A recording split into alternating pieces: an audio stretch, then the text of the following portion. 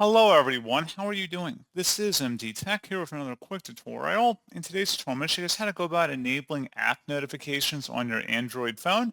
So if for some reason your notifications are not loading or you just want to go about turning on notification alerts on your phone, in today's tutorial, I'm going to show you guys how to do it. And without further ado, let's go ahead and jump right into it. So all you have to do is open up the settings menu on your phone. So scroll up on your home screen and select settings.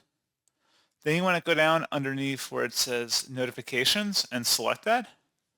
And then select app notifications.